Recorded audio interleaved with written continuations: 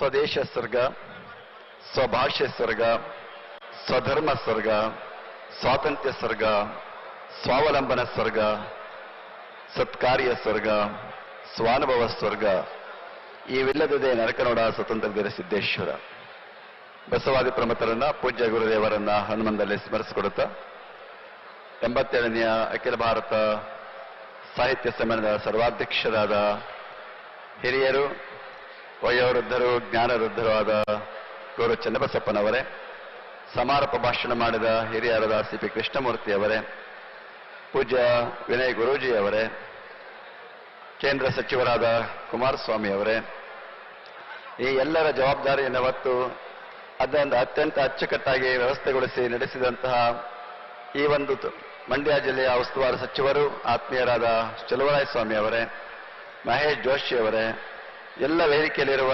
ಜನಪ್ರತಿನಿಧಿಗಳೇ, ಜಿಲ್ಲಾ ಆಡಳಿತದವರೇ, ಎಲ್ಲ ಆತ್ಮೀಯರೇ, ತಾಯಿಂದಿರೇ, ಮಕ್ಕಳೇ, 3 ದಿವಸಗಳ ಕಾಲ ನಡೆದ 87ನೆಯ ಅಖಿಲ ಭಾರತ ಕನ್ನಡ ಸಾಹಿತ್ಯ ಪರಿಷತ್ತಿನ ಈ ಒಂದು ನುಡಿ ಹಬ್ಬ ಎಂದಿಗೆ ಇವತ್ತು ಮುಕ್ತಾಯವಾಗ್ತಾ ಇದೆ. ನಾವೆಲ್ಲರೂ ಕೂಡ ಹೆಮ್ಮೆ ಪಡಬೇಕಾಗಿರುವಂತಹದ್ದು, ಅಭಿಮಾನ ಪಡಬೇಕಾಗಿರುವಂತಹದ್ದು ನಮ್ಮೆಲ್ಲರ ಪ್ರಾತಿನಿಧಿಕ ಸಂಸ್ಥೆ ಅದು ಕನ್ನಡ ಸಾಹಿತ್ಯ ಪರಿಷತ್ತು ಅಂತ ನಾವು ಎಲ್ಲರೂ ಕೂಡ ಅಭಿಮಾನದಿಂದ ಹೆಮ್ಮೆಯಿಂದ ಹೇಳ್ಕೊಳ್ಬೇಕಾಗಿರುವಂತಹದ್ದು. ಅಂತಹ ಒಂದು ಸಂಸ್ಥೆಯ ಆಶ್ರಯದಲ್ಲಿ ಪ್ರತಿ ವರ್ಷವೂ ಕೂಡ ಒಂದೊಂದು ಕಡೆ ಈ ಒಂದು ಸಮ್ಮೇಳನವನ್ನು ಏರ್ಪಡಿಸುವುದರ ಮುಖಾಂತರವಾಗಿ ಕನ್ನಡಿಗರಲ್ಲಿ ಮತ್ತಷ್ಟು ಜಾಗೃತಿಯನ್ನು ಉಂಟು ಮಾಡುವ ಮೂಲಕ ಕನ್ನಡತನ, ಕನ್ನಡ ಮನ, ಕನ್ನಡ ಅಭಿಮಾನ ಈ ಮೂರನ್ನೂ ಕೂಡ ಜಾಗೃತಗೊಳಿಸುವಂತಹ ಕಾರ್ಯ ಈ ಒಂದು ಸಮ್ಮೇಳನದ ಮೂಲಕ ನಿರಂತರವಾಗಿ ನಡೆಕೊಂಡು ಹೋಗ್ತಾ ಇದೆ. ಇವತ್ತು ಕನ್ನಡ ಉಳಿಯಬೇಕು, ಕನ್ನಡ ಸಂಸ್ಕೃತಿ ಬೆಳೆಯಬೇಕು, ನಾವೆಲ್ಲರೂ ಕನ್ನಡರಾಗಿ ಬದುಕಬೇಕು ಅಂತಂದ್ರೆ ಅದು ಕಾನೂನಿನಿಂದಾಗಲಿ, ಸರ್ಕಾರದಿಂದಾಗಲಿ, ಮತ್ತೊಂದರಿಂದ ಆಗೋದಿಲ್ಲ.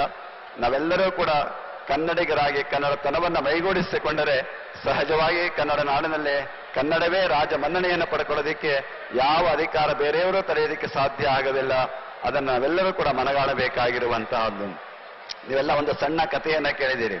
ಒಬ್ಬ ಜ್ಯೋತಿಷ್ಯ ಇದ್ದ. ಆ ಜ್ಯೋತಿಷ್ಯ ಹೇಳಿದ್ದೆಲ್ಲ ನಿಜ ಆಗ್ತಾ ಇತ್ತು. ಒಬ್ಬ ಯುವಕ ಅದನ್ನ ಸುಳ್ಳು ಮಾಡಬೇಕು ಅಂತ ಹೇಳಿ, ಅದನ್ನ ಸಾಬೀತು ಮಾಡಬೇಕು, ನೀನು ಹೇಳೋದೆಲ್ಲ ಸುಳ್ಳು ಅಂತ ಹೇಳಿ ಅವನ ಹತ್ರ ಒಂದು ಸವಾಲನ್ನ ಹಾಕಿ ಅವನ ಹತ್ರ ಹೋಗಿ ನಿನ್ನ ಭವಿಷ್ಯವನ್ನ ಸುಳ್ಳು ಮಾಡ್ತೇನೆ ಅಂತ ಹೇಳ್ದ. ಆಗ ಅವ್ರು ಹೇಳಿದ್ರು, ಆಯ್ತಪ್ಪ ಪರೀಕ್ಷೆ ಮಾಡು ಅಂತ ಹೇಳ್ದ. ಅವನಂತರ ಹೋಗ್ಬೇಕಾದ್ರೆ ಒಂದು ಸಣ್ಣ ಪಕ್ಷಿಯನ್ನ ಕೈಯಲ್ಲಿ ಇಟ್ಟುಕೊಂಡು ಅವನು ಹೋದಂತಹ ಸಂದರ್ಭದಲ್ಲಿ ಅವನಿಗೆ ಕೇಳ್ದ, ನನ್ನ ಕೈಲಿ ಏನಿದೆ ಅಂತ ಕೇಳ್ದ. ಅದು ಪಕ್ಷಿ ಅಂತ ಹೇಳ್ದ. ಆಯ್ತು, ಇದು ಎಂತದ್ದು ಬಣ್ಣ ಅಂತ ಕೇಳ್ದ, ಅದು ಹೇಳ್ದ. ಆಮೇಲೆ ಏನ್ ಮಾಡೋದು, ಇವನ್ನ ಸೋಲಿಸ್ಬೇಕಲ್ಲ ಅಂತ ಹೇಳಿದ್ರೆ ಅವನು ಹೇಳ್ದ, ಈ ಪಕ್ಷಿ ಸತ್ತಿದೆಯೋ ಬದುಕಿದೆಯೋ ಅಂತ ಕೇಳ್ದ. ಆಗ ಅವನು ಹೇಳ್ದ, ಆ ಸಾಯೋದು ಬದುಕೋದು ನಿನ್ನ ಕೈಲೇ ಇದೆ ಅಂತಂದ. ಇವನು ಹೇಗಪ್ಪ ಇಟ್ಕೊಂಡಿದ್ದ ಅಂದ್ರೆ, ಸತ್ತಿದೆ ಅಂದ್ರೆ ಹಾಗೆ ಬದುಕಿದೆ ಅಂತ ತೋರಿಸ್ಬೇಕು ಅಂತ ಇಟ್ಕೊಂಡಿದ್ದ. ಆದ್ರೆ ಅದು ಬದುಕಿದೆ ಅಂದ್ರೆ ಹಾಗೆ ಸಾಯಿಸ್ಬೋದು ಅಂದ್ಕೊಂಡಿದ್ದ. ಅವನು ಹೇಳ್ದ, ಅದು ಸಾಯಿಸೋದು ಬದುಕೋದು ಅದು ನಿನ್ನ ಕೈಲೇ ಇದೆ ಅಂತಂದ. ಹಾಗೆ ಇವತ್ತು ಕನ್ನಡ ಬದುಕೋದು ಉಳುಕೋದು ಯಾರ ಕೈಲಿದೆ ಅಂದ್ರೆ ಅದು ನಮ್ಮೆಲ್ಲರ ಕೈಲೇ ಇದೆ ಎನ್ನುವಂತಹದ್ದನ್ನ ನಾವೆಲ್ಲರೂ ಕೂಡ ಆತ್ಮಾವಲೋಕನವನ್ನ ಮಾಡ್ಕೊಳ್ಬೇಕಾಗಿರುವಂತಹದ್ದನ್ನುವಂತಹ ಮಾತನ್ನ ಈ ಸಂದರ್ಭದಲ್ಲಿ ಹೇಳ್ತಾ, ಇವತ್ತು ನಮ್ಮ ಪರಮ ಪೂಜ್ಯ ಶಿವಕುಮಾರ ಮಹಾಸ್ವಾಮಿಗಳವರು ಈ ಕನ್ನಡದ ಉಳಿವಿಗೆ ಬಹಳ ಕೊಡುಗೆಯನ್ನು ಕೊಟ್ಟಂತಹ ಅವರು. ಇವತ್ತು ಕನ್ನಡ ನಾಡಿನಲ್ಲೇ ಕನ್ನಡ ಪಂಡಿತ್ ಕಾಲೇಜು 2 ಕಾಲೇಜ್ ಇತ್ತು. ಒಂದು ಮೈಸೂರಿನಲ್ಲಿ, ಮತ್ತೊಂದು ಸಿದ್ಧಗಂಗಾ ಮಠದಲ್ಲಿ. ಸಿದ್ಧಗಂಗಾ ಮಠದಲ್ಲಿ ಕನ್ನಡ ಸಾಹಿತ್ಯವನ್ನು ಓದಿದಂತಹವರು ಬಹಳ ವಿದ್ವಾಂಸರಾಗಿ, ಕನ್ನಡ ಪಂಡಿತರಾಗಿ ಕನ್ನಡ ಭಾಷೆಯನ್ನು ಬೋಧನೆ ಮಾಡ್ತಾ ಇದ್ರು. ಇವತ್ತು ಅಂತ ಕನ್ನಡ ಕಾಲೇಜು ಇವತ್ತು ಮೈಸೂರಿನಲ್ಲಿ ಇಲ್ಲ. ಆದರೆ ಸಿದ್ಧಗಂಗಾ ಮಠದಲ್ಲಿರುವಂತಹ ಕನ್ನಡ ಪಂಡಿತ್ ಕಾಲೇಜು ಮುಚ್ಚುವ ಸ್ಥಿತಿಯಲ್ಲಿದೆ. ಯಾಕಪ್ಪ ಅಂದ್ರೆ ಅದಕ್ಕೆ ಕನ್ನಡ ಓದುವಂತಹ ಮಕ್ಕಳು ಬರದೇ ಇರುವಂತಹ ಸ್ಥಿತಿಯಲ್ಲಿ ಅದು ಉಳಿದಿರುವಂತಹದ್ದು ನೋಡಿದಾಗ ಇವತ್ತು ಕನ್ನಡ ಶಾಲೆಯ ಮಕ್ಕಳು ಹೇಗೆ ಹೋಗ್ತಾರೆ, ಕನ್ನಡ ಹೇಗೆ ಉಳಿಯಬೇಕು ಅನ್ನುವಂತಹ ಭಾವನೆ ಬರ್ತಾ ಇರುವಂತಹದ್ದು. ಇಂತಹ ಸಂದರ್ಭದಲ್ಲಿ ಇವತ್ತು ನಾವೆಲ್ಲರೂ ಕೂಡ ಮನಸ್ಸು ಮಾಡಿ ಕನ್ನಡವನ್ನು ಉಳಿಸಬೇಕಾಗಿರುವಂತಹದ್ದು ಅಂತ ಹೇಳ್ತಾ, ಅದೇ ಸಂದರ್ಭದಲ್ಲಿ ನಮ್ಮ ಪರಮ ಪೂಜ್ಯ ಶಿವಕುಮಾರ ಮಹಾಸ್ವಾಮಿಗಳವರು 1963ರಲ್ಲಿ 44ನೇ ಕನ್ನಡ ಸಾಹಿತ್ಯ ಸಮ್ಮೇಳನವನ್ನ ನಮ್ಮ ಸಿದ್ಧಗಂಗಾ ಮಠದಲ್ಲಿ ಅವರೇ ಸ್ವಾಗತ ಅಧ್ಯಕ್ಷರಾಗಿ ಅದರ ಅತ್ಯಂತ ರಂಶಿ ಮುಗಳಿ ಅವರ ಅಧ್ಯಕ್ಷತೆಯಲ್ಲಿ ಅದನ್ನು ನೆರವೇರಿಸಿದ್ದನ್ನ ಈ ಸಂದರ್ಭದಲ್ಲಿ ನಾವು ಸ್ಮರಿಸಿಕೊಳ್ಬೇಕಾಗಿದೆ ಎನ್ನುವಂತಹ ಮಾತನ್ನ ಈ ಸಂದರ್ಭದಲ್ಲಿ ಹೇಳ್ತಾ, ಯಾಕೆಂದ್ರೆ ಈ ನಾಡಿನಲ್ಲಿ ಕನ್ನಡದ ಕೆಲಸವನ್ನ ಮಠಮಾನ್ಯಗಳು ಕೂಡ ಅದೇ ರೀತಿ ನಡೆಸಿಕೊಂಡು ಬಂದಿವೆ ಅನ್ನೋದಕ್ಕೆ ಅದು ಉದಾಹರಣೆಯಾಗಿದೆ ಎನ್ನುವಂತಹ ಮಾತನ್ನ ನಿಮ್ಮೆಲ್ಲರ ಗಮನಕ್ಕೆ ತರ್ತಾ, ಇವತ್ತು ಸರ್ವಾಧ್ಯಕ್ಷರಾಗಿ ಗೌರವ ಚನ್ನಬಸಪ್ಪನವ್ರನ್ನ ನೀವು ಮಂಡ್ಯದ ಜನ ಆಯ್ಕೆ ಮಾಡ್ಕೊಂಡಿದ್ದೀರಿ. ನೀವೆಲ್ಲ ಭಾಗ್ಯವಂತರು, ಪುಣ್ಯವಂತರು. 3ನೇ ಸಾರಿ ನಿಮಗೆ ಆಗಲೇ ಸಿಕ್ಕಿದೆ. ನಮ್ಮ ತುಮಕೂರಿಗೆ 3ನೇ ಸಾರಿ ಬೇಕು ಅಂತ ನಾವು ಅಪೇಕ್ಷೆ ಪಡ್ತಾ ಇದ್ದೀವಿ. ಈಗಾಗಲೇ ಚಿಕ್ಕಮಗಳೂರಿಗೆ ಬೇಕು ಅಂತ ಹೇಳ್ತಾ ಇದ್ದಾರೆ. ಇನ್ನು ಬೇರೆಯವರು ಬೇರೆ ಬೇರೆ ಜಿಲ್ಲೆಗೆ ಬರ್ತಾ ಇದ್ದಾರೆ. ಮುಂದಿನ ದಿವಸಗಳಲ್ಲಿ ನಮ್ಮ ತುಮಕೂರಿಗೂ ಕೂಡ ಮುಂದಿನ ಅಧಿವೇಶನ ಬರಲಿ ಅಂತ ಹೇಳಿದ ಅಪೇಕ್ಷೆ ಪಡ್ತಾ ಈ ವರ್ಷದ ಈ ಒಂದು ಸರ್ವಾಧ್ಯಕ್ಷತೆಯನ್ನ ಗೌರವ ಚನ್ನಬಸಪ್ಪನವರಿಗೆ ನೀವೆಲ್ಲ ಕೊಟ್ಟಿದ್ದೀರಿ. ಅವರ ಅಧ್ಯಕ್ಷತೆ ಆಯ್ಕೆ ಆಗುವ ಮುನ್ನ ಬಹಳಷ್ಟು ಜನಗಳ ಹೆಸರುಗಳು ಬರ್ತಾ ಇದ್ದವು. ನೀವೆಲ್ಲ ಕೇಳ್ತಾ ಇದ್ರಿ, ಪತ್ರಿಕೆಗಳಲ್ಲಿ ಓದ್ತಾ ಇದ್ರಿ, ಕೈಗಾರಿಕೆ ಓದಿದವರು ಆಗಬಾರ್ದ, ಬೇರೆ ಬೇರೆ ಕ್ಷೇತ್ರದವರು ಆಗಬಾರ್ದ ಅಂತ ಪ್ರಶ್ನೆಯನ್ನು ಹಾಕೊಳ್ತಾ ಇದ್ರಿ. ಆದರೆ ಗೌರವ ಚನ್ನಬಸಪ್ಪನವರ ಹೆಸರು ಪ್ರಕಟ ಆಗ್ತಿದ್ದಂಗೆ ಎಲ್ಲ ಮಾತುಗಳು ಸ್ಥಗಿತ ಆದವು. ಅದಕ್ಕೆ ಪ್ರತಿಯಾಗಿ ಒಬ್ಬರೂ ಕೂಡ ಆಡಲಿಲ್ಲ.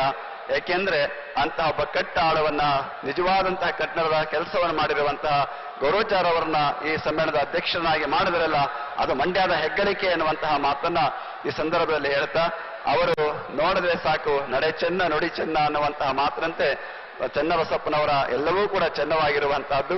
ಅವರ ಸರ್ವಾಧ್ಯಕ್ಷತೆಯಲ್ಲಿ ಇದು ಅತ್ಯಂತ ಯಶಸ್ವಿಯಾಗಿ ನಡೆದಿದೆ ಎನ್ನುವಂತಹ ಮಾತನ್ನು ಹೇಳ್ತಾ, ಇವತ್ತು ಮಂಡ್ಯದ ಈ ಒಂದು ಸಾಹಿತ್ಯ ಸಮ್ಮೇಳನ ಹೇಗಿತ್ತಪ್ಪ ಅಂದ್ರೆ ಮಂಡ್ಯದ್ದೇ ಉದಾಹರಣೆ ಕೊಡಬೇಕೇ ಹೊರತು ಬೇರೆದನ್ನು ಕೊಡಕ್ಕಾಗೋದಿಲ್ಲ ಅನ್ನುವಂತಹ ಮಾತನ್ನು ಎಲ್ಲರೂ ಕೂಡ ಹೇಳ್ತಾ ಇದ್ದಾರೆ. ನೀವೆಲ್ಲ ಇಷ್ಟೊಂದು ವ್ಯವಸ್ಥಿತವಾಗಿ ಮಾಡಿದ್ ನೋಡಿದ್ರೆ ಬಳ್ಳಾರಿಯವರು ಎಚ್ಚೆತ್ಕೊಳ್ತಾ ಇದ್ದಾರೆ. ಈಗಲೇನೆ ಮುಂದಿನ ಅಧಿವೇಶನ ಹೇಗೆ ಮಾಡಬೇಕು ಅನ್ನೋದನ್ನ ಮಂಡ್ಯದಿಂದ ಕಲ್ತ್ಕೊಂಡು ಹೋಗ್ತಾ ಇದ್ದೀವಿ ಅನ್ನಂತ ಮಾತನ್ನ ಹೇಳಬೇಕಾಗಿರುವಂತಹದ್ದು ಅಂತ ಹೇಳ್ತಾ, ಇವತ್ತಿನ ಈ ಕಾರ್ಯಕ್ರಮದಲ್ಲಿ ನಾವೆಲ್ಲ ಭಾಗವಹಿಸಿದ್ದೇವೆ. ಚಲುವರಾಯಸ್ವಾಮಿಯವರನ್ನ ಅಭಿನಂದಿಸಬೇಕು. ಯಾಕೆಂದ್ರೆ ಅವರು ಉಸ್ತುವಾರಿ ಸಚಿವರಾಗಿ ಎಲ್ಲಾ ಜವಾಬ್ದಾರಿನ ತೆಗೆದುಕೊಂಡು ಯಾವುದೇ ಲೋಪದೋಷ ಆಗದಾಗೆ, ಒಂದಿಷ್ಟು ಕೂಡ ಕಿಂಚಿತ್ ಲೋಪವು ಆಗದಾಗೆ ಎಲ್ಲರನ್ನೂ ಸತ್ಕರಿಸುವಂತಹ, ಎಲ್ಲರಿಗೂ ಕೂಡ ಎಲ್ಲ ವೇಗತೆಯನ್ನು ಆಯಾ ಸಂದರ್ಭದಲ್ಲಿ ಒದಗಿಸಿಕೊಡುವಂತಹ ಕೆಲಸವನ್ನು ಮಾಡಿ ಎಲ್ಲರನ್ನು ಒಗ್ಗೂಡಿಸಿಕೊಂಡು ಇದನ್ನು ಅತ್ಯಂತ ವ್ಯವಸ್ಥಿತವಾಗಿ ನಡೆಸಿಕೊಂಡು ಬಂದಿದ್ದಾರೆ. ಅವರ ಒಂದು ಮಾರ್ಗದರ್ಶನದಲ್ಲಿ ಈ ಒಂದು ಕಾರ್ಯಕ್ರಮ ಯಶಸ್ವಿಯಾಗಿದೆ ಎನ್ನುವಂತಹ ಮಾತನ್ನ ಈ ಸಂದರ್ಭದಲ್ಲಿ ಹೇಳ್ತಾ, ಕೇಂದ್ರ ಸಚಿವರಾದ ಕುಮಾರಸ್ವಾಮಿ ಅವರು ಈ ಒಂದು ಸಮಾರೋಪ ಸಮಾರಂಭದಲ್ಲಿ ಭಾಗವಹಿಸಿ ಅವರು ಮುಖ್ಯಮಂತ್ರಿ ಆಗಿದ್ದಾಗ ಕನ್ನಡದ ಕೆಲಸವನ್ನು ಹೇಗೆ ಮಾಡಿದ್ರು ಅನ್ನುವಂತಹದ್ದನ್ನ ನಿಮ್ಮೆಲ್ಲರ ಮುಂದೆ ಅವರು ಪ್ರಕಟ ಮಾಡಿರುವಂತಹದ್ದು, ಹೇಗೆ ಶಾಲೆಗಳನ್ನ ತೆರೆದು ಶಿಕ್ಷಕರನ್ನು ನೇಮಿಸಿದ್ರು ಅಂತ ಹೇಳಿ. ಇವತ್ತು ಕೂಡ ಕನ್ನಡ ಶಾಲೆಗಳಲ್ಲಿ ಶಿಕ್ಷಕರ ಕೊರತೆ ತುಂಬಾ ಇರುವಂತಹದ್ದು. ಅದನ್ನೆಲ್ಲವನ್ನು ಕೂಡ ಅವರು ಕೂಡ ಮುಖ್ಯಮಂತ್ರಿಗಳಾಗಿದ್ದಾಗ ಆಯಾ ಸಂದರ್ಭದಲ್ಲಿ ಮಾಡಿದ್ದಾರೆ.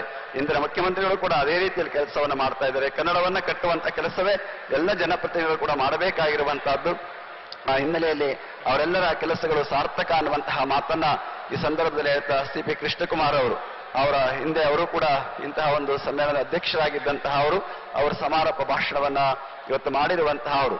ಗೌರವ ಚನ್ನಬಸಪ್ಪನವರು ಹೇಳ್ತಾ ಇದ್ರು, ಅವರು ಅಧ್ಯಕ್ಷತೆಗೆ ಆಯ್ಕೆ ಆದಾಗ ನನ್ನನ್ನು ಯಾಕಪ್ಪ ಮಾಡಿದ್ದಾರೆ, ನನ್ನ ಕೈಲಿ ಏನೂ ಆಗೋದಿಲ್ಲ, ನಡೆಯಕ್ಕಾಗಲ್ಲ, ನನ್ನ ಕಟ್ಕೊಂಡು ಏನಾಗಬೇಕು ಅಂತ ಹೇಳ್ತಾ ಇದ್ರು.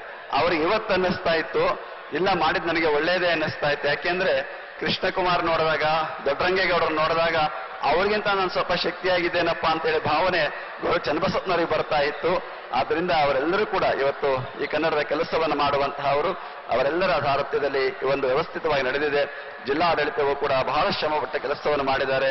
ಜನಪ್ರತಿನಿಧಿಗಳು ಎಲ್ಲ ಕೂಡ ಅದಕ್ಕೆ ಕೈಜೋಡಿಸಿರುವಂತಹ ಒಟ್ಟಿನಲ್ಲಿ ಇದೊಂದು ಕಾರ್ಯ ಯಶಸ್ವಿಯಾಗಿದೆ ಎನ್ನುವಂತಹ ಮಾತನ್ನು ಹೇಳ್ತಾ, ಬಸವಣ್ಣವರೊಂದು ವಚನ ಇದೆ, ಕಂಗಳು ತುಂಬಿದ ಬಳಿಕ ನೋಡಲಿಲ್ಲ, ಕಿವಿಗಳ ತುಂಬಿದ ಬಳಿಕ ಕೇಳಲಿಲ್ಲ, ಕೈಗಳ ತುಂಬಿದ ಬಳಿಕ ಪೂಜಿಸಲಿಲ್ಲ, ಮನ ತುಂಬಿದ ಬಳಿಕ ನೆನೆಯಲಿಲ್ಲ ಕೂಡದ ಸಂಗಮ ದೇವನ ಅನ್ನುವ ಹಾಗೆ ಈ ಎಲ್ಲ ಕಾರ್ಯಕ್ರಮಗಳು ಕೂಡ ನಿಮ್ಮ ಕಂಗಳು, ಮನಸ್ಸು ಎಲ್ಲವೂ ಕೂಡ ತುಂಬಿ ಬಂದಿರುವಂತಹದ್ದು ಅನ್ನುವಂತಹ ಮಾತನ್ನ ಈ ಸಂದರ್ಭದಲ್ಲಿ ಹೇಳ್ತಾ, ಇವತ್ತೇನು ಕನ್ನಡ ಸಾಹಿತ್ಯದ ಈ ಸಮ್ಮೇಳನದಲ್ಲಿ ಭಾಗವಹಿಸಿರುವ ಎಲ್ಲರಲ್ಲಿ ಒಂದು ಮನವಿ, ನೀವು ಬಂದಂತಹವರೆಲ್ಲರೂ ಕೂಡ ಒಂದೊಂದು ಕನ್ನಡ ಪುಸ್ತಕವನ್ನ ಕೊಂಡುಕೊಂಡು ಹೋದ್ರೆ ಅದೇ ದೊಡ್ಡ ಸಾರ್ಥಕ ಅನ್ನುವಂತಹ ಮಾತನ್ನ ಈ ಸಂದರ್ಭದಲ್ಲಿ ಹೇಳ್ತಾ, ಆ ಒಂದು ಕೆಲಸವನ್ನ ನೀವು ಮಾಡಿ ಕನ್ನಡದ ಅಭಿಮಾನವನ್ನ ಎಲ್ಲರೂ ಕೂಡ ನೀವು ಅದನ್ನು 100 ಪಟ್ಟು ಹೆಚ್ಚಿಸುವಂತ ಕೆಲಸವನ್ನ ಮಾಡಿ ಅಂತ ಹಾರೈಸ್ತಾ ಎಲ್ಲರಿಗೂ ಶುಭವಂತ ಎರಡು ಮಾತನ್ನು ಮುಗಿಸ್ತೀನಿ. ಕನ್ನಡವನ್ನ ನಾವು ಉಸಿರಾಗಿಸಿಕೊಳ್ಳಬೇಕು. ಆವಾಗಲೇ